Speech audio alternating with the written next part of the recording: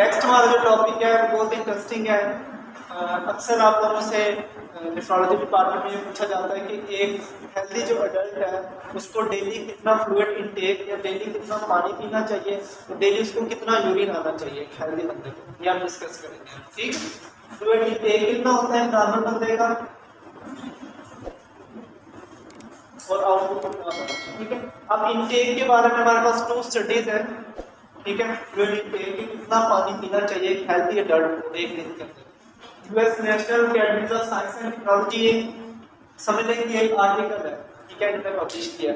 उनके अकॉर्डिंग ये है कि एक हेल्दी मैन को, मेल को एक दिन के अंदर कितना पानी इनटेक करना चाहिए, 3.7 लीटर पर डे। ये किसके लिए है? नॉर्मल मेल के लिए। ठीक, मेल के लिए 3.7 लीटर पर डे। क्लियर, ये इनटेक है कितना पानी एक हेल्दी अडल्ट को पीना चाहिए। नेक्स्ट फीमेल के लिए 2.7 लीटर पर डे पर हेल्दी फीमेल। बहुत स्टडी ये कहती है कि एक हेल्दी अडल्ट को ना ओवरऑल कितना 2 litre per day fluid intake करना चाहिए। क्लियर, नेक्स्ट है कि यूरिन आउटपुट कितना होना चाहिए पर डे।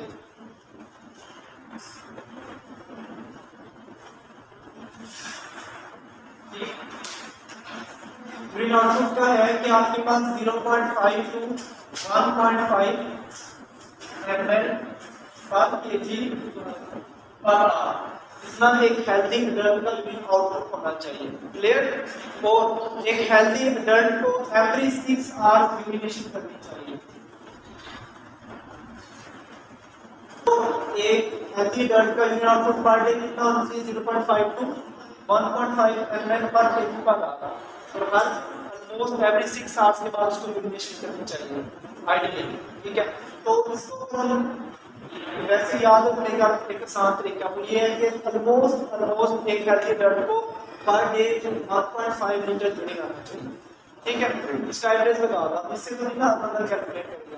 अगर आपने किसी को बताना है तो आप कहोगे कि 1.5 लीटर पर डे अगर किसी को यूरिन आ रहा है तो वो हेल्दी है। ये हमने डिस्कस कर दिया कि कितना इनटेक होना चाहिए, कितना आउटपुट होना चाहिए। अब बात यह है कि इस इनटेक को और इस आउटपुट को बैलेंस रखने का क्या तरीकाकार है, और अगर ये नहीं होगा तो उसका नुकसान क्या होगा। ठीक है, अब जो फ्लूइड इनटेक की हमने बात की थी ना कि लेट्स सपोज अगर 2 लीटर पर डे है तो वो ये जरूरी नहीं है कि सिर्फ पानी ही से पूरा होगा। ठीक है, जो भी आप फ्लूइड की फॉर्म में इनटेक करोगे जैसे टी है, कॉफी है, वो भी फ्लूइड से ही पीना जाएगा। ठीक है, दूसरा जो आप फूड इनटेक करते हो ना उसका 20% क्या होता है? वाटर होता है। समझ में नहीं आती? फूड इनटेक का 20% क्या होता है? वाटर होता है। ठीक है, कोई भी फूड खाते हो ना उसके अंदर भी तो वाटर है। ठीक है, वो कहाँ 20% आपका फूड कहाँ से हो रहा होता है? फूड से। फिर इस तरह से इनटेक पूरा होता है कि डिफरेंट जो भी आप फ्लूइड ले रहे हो उन सबको मिला के और जो आप फूड खा रहे होते हो उसका भी 20% क्या होता है?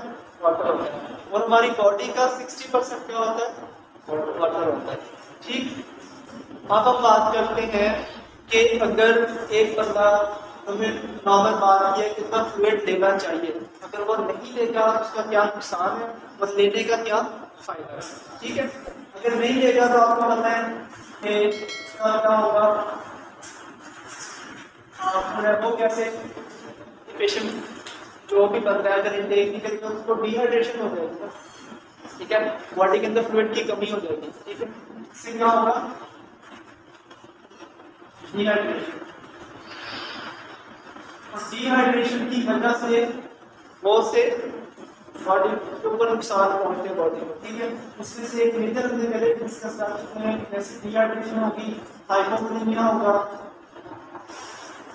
बॉडी में फ्लूइड की कमी होगी। ठीक है, वो आपके ऑर्गन से फैक्टर के उसमें से मेजर कौन सा है?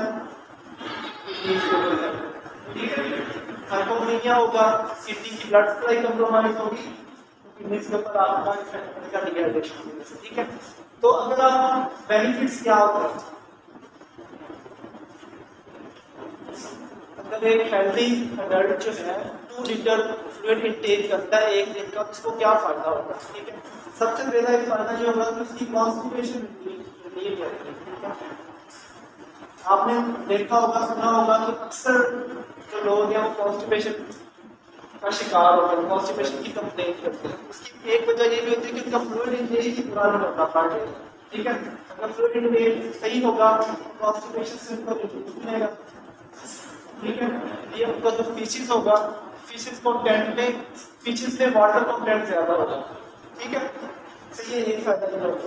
दूसरा ये हो गया कि आपकी जो स्किन है ना, ठीक है, वो हाइड्रेट रहेगी, ड्राई नहीं रहेगी, ठीक है। स्किन हाइड्रेशन होती है फ्लूइड प्रॉपर इंटेक से,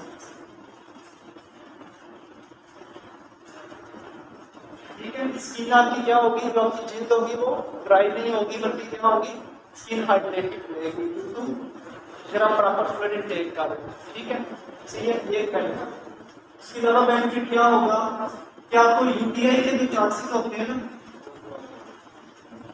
वो मिनिमाइज होते हैं। ये क्या होता है, यूरिनरी ट्रैक्ट का इन्फेक्शन, ठीक है।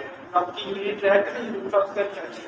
अब क्या होगा, अगर फ्लूइड इंटेक आपका प्रॉपर है, ठीक है, तो उससे क्या होगा कि आपको यूरिन भी जाहिर है प्रॉपर आएगा, सही आएगा। उससे क्या होगा कि यूरिन के स्टेसिस के जो चांसेस है ब्लैडर टेम्परेचर यूरिथ्रा के अंदर वो कम हो जाएंगे, उसकी वजह से इन्फेक्शन नहीं होगा।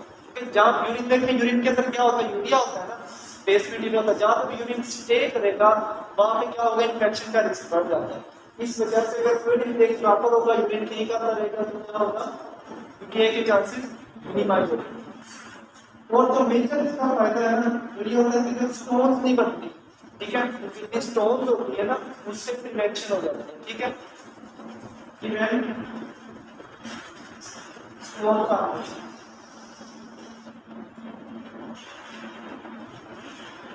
अब स्टोन की फॉर्मेशन कब होती है, जब आपका यूरिन कंसंट्रेटेड होगा। तो पहले भी बात आपसे डिस्कस हुई है कि जब आपका यूरिन कंसंट्रेटेड होगा, गाढ़ा होगा, तो उसके अंदर स्टोन की फॉर्मेशन किडनी के अंदर जो है ना, किडनी के अंदर यूरिन कंसंट्रेटेड होगा तो किडनी के अंदर उसके स्टेसिस के चांसेस ज्यादा होते हैं, ठीक है। जहाँ पे भी अब जाहिर है यूरिन के अंदर डिफरेंट होती है, मादे होते हैं, सिर्फ फ्लूइड थोड़ी होता है, ठीक है। जैसे वो हार्मफुल सब्सटेंसेस कंपोनेंट होना शुरू हो जाएंगे, उससे क्या हो जाएगा, स्टोन फॉर्मेशन स्टार्ट हो जाएगी किडनी के अंदर, ठीक है। लेकिन अगर आप फ्लूइड इंटेक प्रॉपर करोगे, यूरिन प्रॉपर आएगा, तो उससे क्या होगा, स्टोन फॉर्मेशन से प्रिवेंशन होगी। तो ये थे major benefits proper fluid intake करने के। देखिए अगर आप फ्लूइड इंटेक नहीं करेंगे तो जो बेनिफिट्स है ये किससे हार्मफुल में कन्वर्ट हो जाएंगे, ठीक है।